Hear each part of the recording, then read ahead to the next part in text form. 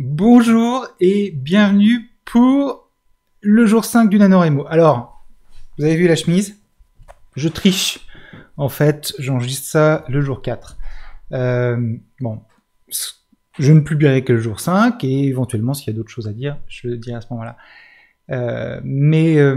En regardant à nouveau ce que j'ai enregistré il y a un instant, donc pour vous la veille, il m'est revenu une idée et une réflexion que je me suis faite en lisant plusieurs des interviews, des entretiens qu'a fait Alice Quinn. Alice Quinn qui avait sorti un livre, enfin, qui a sorti plusieurs livres, mais qui a notamment sorti Palace en Enfer en 2013. Palace en Enfer qui s'est vendu à, je crois, plus de 15 000 exemplaires sur Kindle pour cette année-là. Et Alice Quinn qui sort bientôt le tome 2 demain, qui sort le tome 2 des aventures de Rosie Maldon. Et elle disait, eh bien, ce qui est fantastique avec ce roman, c'est son héroïne, sa protagoniste, à savoir Cricri, Rosie Maldon. Parce que Cricri, c'est un personnage merveilleux. C'est un personnage qui n'est pas du tout le reflet de ce qu'Alice est. Enfin, je pense quand même un petit peu. Qui est en tout cas un personnage dans lequel Alice peut... Enfin, elle peut se servir de ce personnage, de ses traits de caractère, de la manière dont elle agit, de la manière dont elle réagit, des habitudes et des espèces de lubies, etc. de ce personnage pour construire un roman en entier.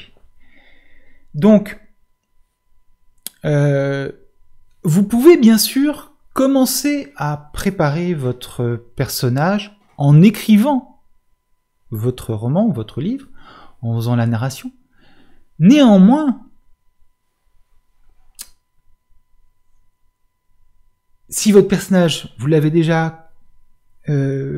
si vos personnages, vous leur avez déjà donné du caractère avant, si vous leur avez déjà donné des traits de caractère, des habitudes, si vous avez...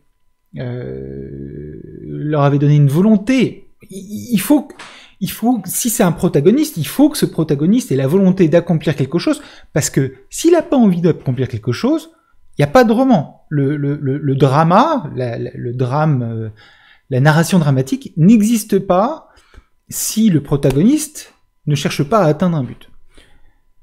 Donc, avant de poser le premier doigt sur le clavier, préparez-vous et préparez vos personnages. Ainsi, vous vous retrouverez dans une situation où vous n'avez pas votre roman qui est dans une espèce de voiture automatique à la Tesla aujourd'hui, mais où les gens savent exactement, les gens qui sont dans la voiture savent exactement donner des ordres pour aller dans un sens ou dans un autre.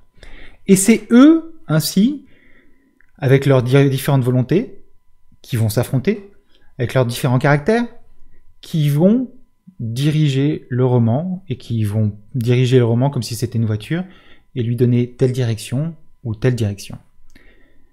Si vous ne travaillez pas vos caractères, et que vous vous retrouvez avec des caractères qui n'ont pas de substance, avec des personnages, des personnages qui n'ont pas de substance.